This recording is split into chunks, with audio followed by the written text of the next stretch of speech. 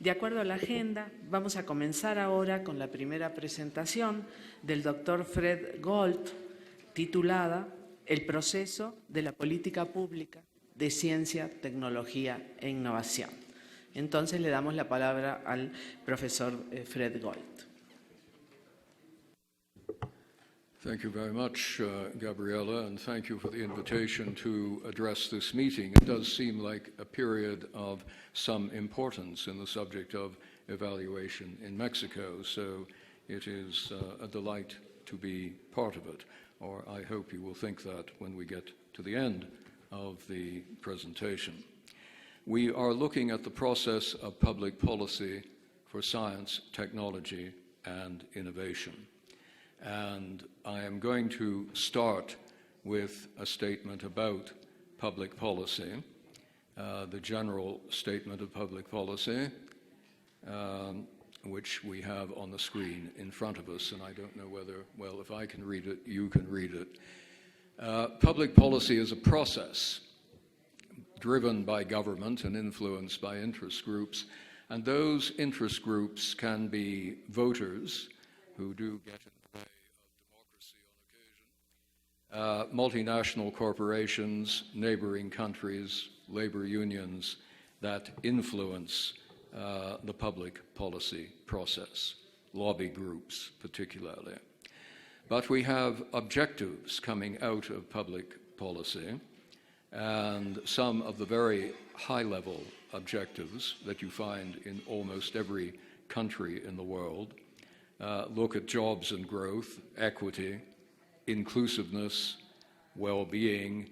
Under well-being, you would put health policy and related concerns about, in some parts of the world, the aging population. If I were doing this presentation in Europe, my concern would be the aging population. Here, your median age in Mexico is 24. So you have a lot of very young people in this country who need jobs and a different kind of health care. So policy varies with your circumstances, and that is a point I would like to make before we get to evaluation. Evaluation is part of policy learning, and I cannot stress too much the importance of policy learning. You evaluate in order to understand what works, more importantly, what does not work. And from that, you are able to change what you are doing. So we have policy, which is a high-level thing.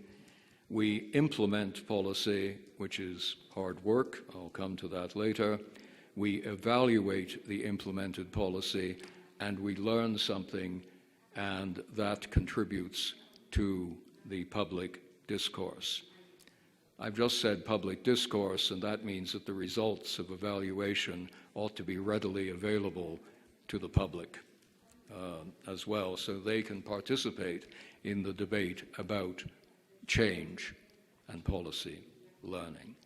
So let us move to the next slide, and we will move into science and technology and innovation. The next slide, which I cannot see, is simply a header with STI policy written on it. We might wish to move to the slide after that, which is S&T policy. I'm having some, that looks like the slide, very good. I am going to make a point, which I will make again, so don't be surprised if I do that, that science and technology policy and innovation policy are quite different. And that has significance for evaluation and for policy learning. So let's start with science and technology policy, where we are focused on knowledge creation, the formal production of knowledge, which we talk about as research and development, and which you will find in paragraph 64 of the Frascati manual cited at the bottom of the slide, but I assume everybody has read the Frascati manual at some point in your life. Not only do we generate knowledge, we also produce human resources as a consequence, people who embody the knowledge, the postdocs, the graduate students, the undergraduates, who go out into the country and help others create value. We produce a stock of knowledge, we produce people who are knowledgeable, and we also, as part of the policy, transfer knowledge. Now, knowledge transfers in various ways. We will look at two. If the knowledge can be written down, if the knowledge is codified, then it is easier to transfer it to other sectors of the economy and perhaps to commercialize it. And you may also protect it with intellectual property instruments, perhaps. Codified knowledge. Not all knowledge is written down. So the highly qualified people, the postdocs, the professors, the consultants, carry a lot of knowledge in their head. And the way in which that knowledge gets transferred is through mobility and policies on mobility, allowing academics to spend a year in a business or a business person to spend a year in a university, that sort of thing. So these are policy areas related to knowledge generation. And you can support knowledge in various ways, and you do it here through grants from granting councils to do research and development, contracts from governments or other organizations. And that is direct support for the generation of knowledge. You can also have indirect support, and we've already had mentioned here today tax benefits, back to which I will come. We've got the measurement of the government budget appropriation on outlays for R&D, GBORD, and that is one of the statistics that are gathered and shared through the OECD. And that is an implicit statement of government priority, because that tells you, looking at the budget, where the money's going, and that is where the government is putting the money. So it is an implicit statement of priority. You also have public sector performance of knowledge generation, government laboratories, research institutes, and universities. So we have different implementation of policy in different sectors of the economy. And the emphasis in science and technology policy tends to be public institutions. And that whole process will be driven by ministries of research and education, perhaps with a little help from the finance ministry or the public works ministry, but I will come back to those. Now, that emphasis I can see by going to the main science and technology indicators, an OECD publication, and looking at the ratio of business enterprise research and development to the gross domestic expenditure on research and development in Mexico. That is quite a telling ratio, as you can look at European countries and divide them into two classes, those with that ratio above 0.5 and those below, and you see quite different characteristics. And the ratio for Mexico is 0.4, and that tells me that you see much more influence on the part of public institutions. So that is where your policy is going to be, because that's where the activity is. So that is not a surprise. But let's move on to innovation policy. Next slide. And be thankful you're not attending one of my lectures on innovation, as I now would go on for 55 minutes, but I won't. I'm going to paraphrase the Oslo manual. I won't force you to read it, but you can do, because it's downloadable from the OECD. Innovation is putting a new or significantly improved product on the market or finding a better way of getting it there. And there are three ways of getting it there. You transfer inputs to outputs, and you manage to get them to the market somehow. You reorganize your business or use different business practices, knowledge management, for example. Your market can be developed or you find new markets. There are three ways of getting product to market. And that is a paraphrase of paragraphs 146 and 150 in the Oslo Manual. Now, if I stop here, innovation only happens in a business, in a firm. It could be a sole proprietorship, as I am in Canada, where an individual can do innovation, put new product on the market, or find better ways of getting it there. But the point I'm making is innovation at this stage in this presentation only happens in a firm. Now, those of you who are worried about other kinds of innovation, and I can see eyebrows going up around the table and people looking agitated, hang on to that thought, because I'm going to come back to it at the end of the presentation. Let us move to innovation policy. Now, if we accept for the moment that innovation can only happen in a firm and it is defined as I just defined it, there are a couple of things that follow. First off, that definition, with one exception, is not normative. All that definition says is innovation is about putting product on the market or finding a better way of getting it there. The product can kill you. It can destroy the world financial sector, as innovation in financial services in the United States nearly did. That's an excellent example of innovation. The product, as I say, can kill people, or if you pull the eye thing out of your pocket, it can provide you with endless entertainment. So innovation can be good and it can be bad. So I make that point because this basic definition of innovation simply requires you to get the product to market, after which you can go bankrupt because your business plan didn't take some of the costs into consideration. There are a whole lot of things around the activity of innovation. And I'm being urged to get closer to the microphone. Now look at the slide. If you are trying to do innovation policy, which some of you in this room think about, no, back up, please. Previous slide. That's it. No, back again. That's it. Hold that slide for a moment.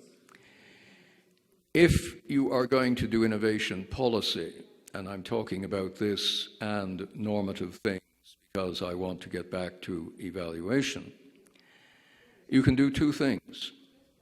You can act upon the firm. Only the firm can innovate. So you can develop policies to support the firm. You can do tax incentives. We know all about tax incentives. You can provide incentives to invest in certain kinds of capital, information communication technology, for example. You can support training and development within the business.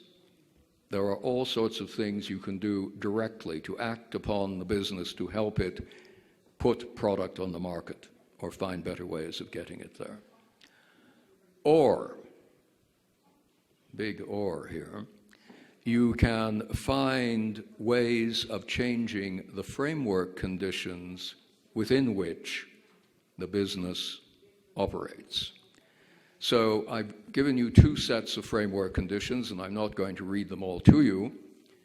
The shorter term ones are those that a government can change in one mandate by changing the legislation and the regulations pursuant to legislation. Down at the bottom, you get the longer term ones, and I'm back to health and education and government. And those matter for innovation. Healthy people work more effectively than people who are not healthy. Education doesn't just tell you how to do things, it helps instill a culture. And if you are risk averse, that has an impact on innovation. Culture matters. Culture is an integral part of innovation policy. How you evaluate it is another question. Government services also. We are now ready to move.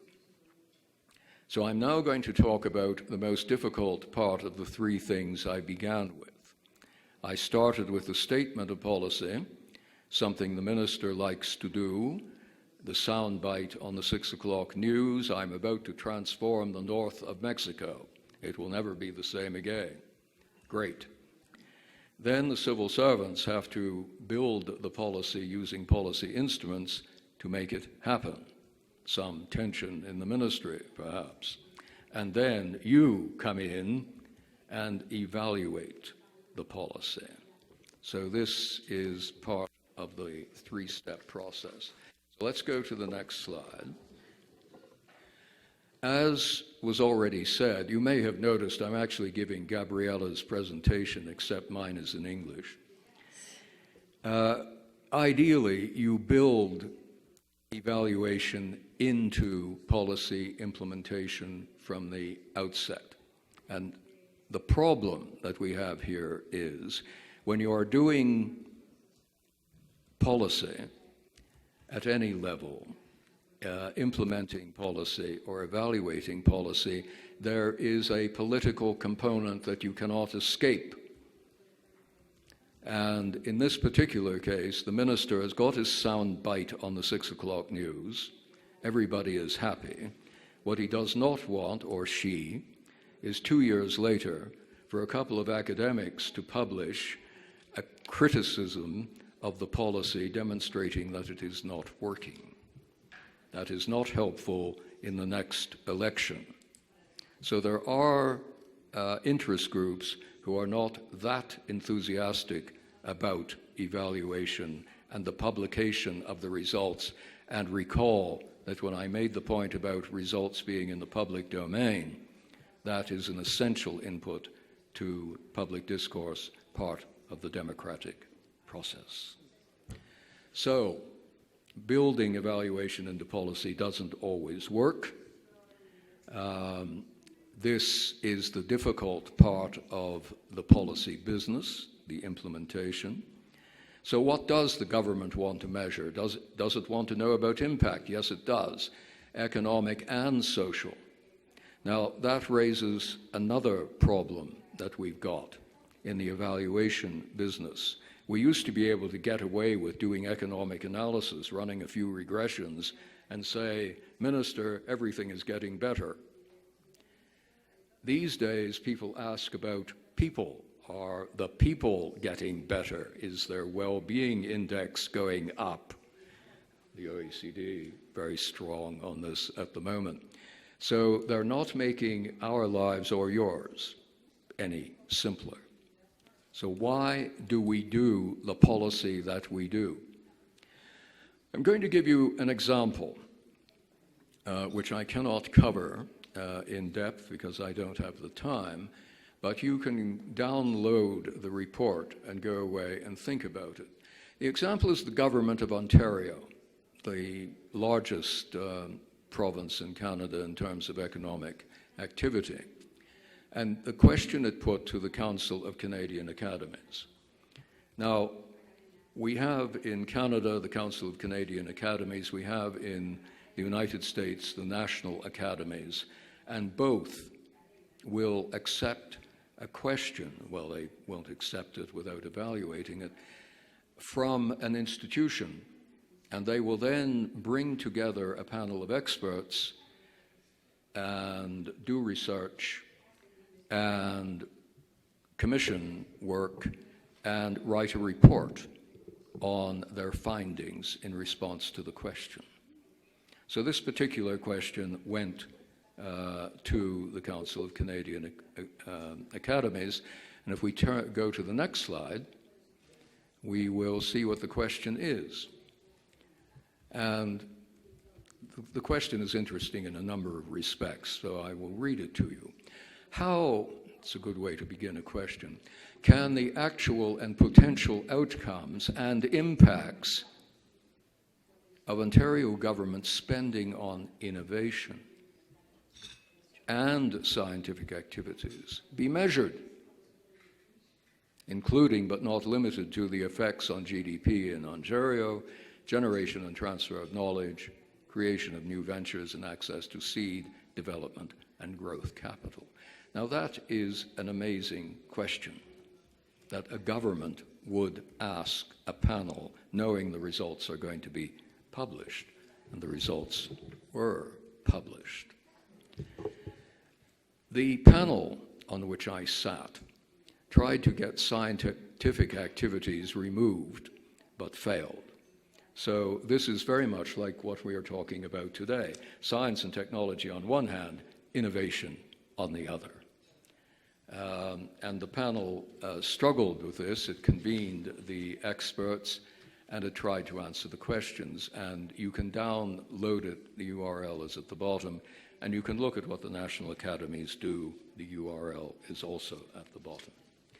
But one of the things that they did as a pre-evaluation was take case studies and other sources of knowledge, indicators that existed, and they drew from them as much information as they could before they started digging into the problems that had been put to the panel by the government. Next slide. So, what we have here are 6 program types and 7 possible impacts. And I'm not going to take you all through it, but I would simply like you to note as we go down the left-hand column, direct academic support and what it does in terms of impact. Well, you get knowledge generation, that's the impact. This is not a surprise. But look at some of the other things that it also does. It has a little bit of social impact as well. Not so good on moving GDP or output, but it does have social impact. Same profile for public and non-profit research organizations. Innovation intermediaries don't seem to do too well at anything. These are the groups that try to help startup firms find finance, management help, connect them to networks, and help them to thrive. But their time will come. Direct business support, which we've been discussing, helps them raise money, which is important, develop their employment, and generate new ventures. So direct support to business does have impact. Indirect business support, R&D, credits, again, deal with employment, but they are not too good at other things. And then we get down to public procurement. One of the topics not that well covered in the business of evaluation and innovation, or science and technology for that matter. The OECD is about to release a very thick working paper on the subject. But look at the bottom right where you see high impact on employment, GDP and output, taxes, and social impact. And what this means is you can shape the billions that are spent on public procurement to influence the activity of innovation. And then you have the problem of evaluating it. So building a policy, coming back to it, policy intervention can target many or few areas. And broad examples of policy components deal with markets. We need better markets. People are always difficult, and we're always trying to change them. Innovation activities themselves, public institutions, and international engagement. Now, the next slide, you can download easily from Gault 2010, and you almost certainly can't read it, neither can I. But I will draw your attention to standard setting. We talk about science and technology, we talk about innovation, and we talk about evaluation, but standard setting isn't all that high on our list. Yet in the European Union, it is extremely important. Not only is it a trade barrier, but it is a way of leading markets if you happen to implicitly set the standards. They're a little concerned about Microsoft, which does set the standards. So there are whole discourses around standards and how they influence innovation and, for that matter, science and technology. So read that at your leisure. It is far too long. Next slide. So I'm now moving on to governance. Building a policy, as I said, can be one department or one small part of a department if you're doing tax incentives, or it can be whole of government. Now, a whole of government policy, which the Prime Minister has said is a good thing, but then hands over to the junior minister for topics not elsewhere classified, will not get anywhere. If it is chaired by the minister or by the president, people listen and things happen. So that is an important issue in terms of policy implementation, coordination, authority, and how strong is it? Where is the leadership? At what level? I suggest to you that governance is a domain for evaluation. How the policy interventions are governed matters, because there you will see all of the political issues in conflict or in harmony, unlikely in the countries I have worked in. Maybe things are more harmonious in Mexico.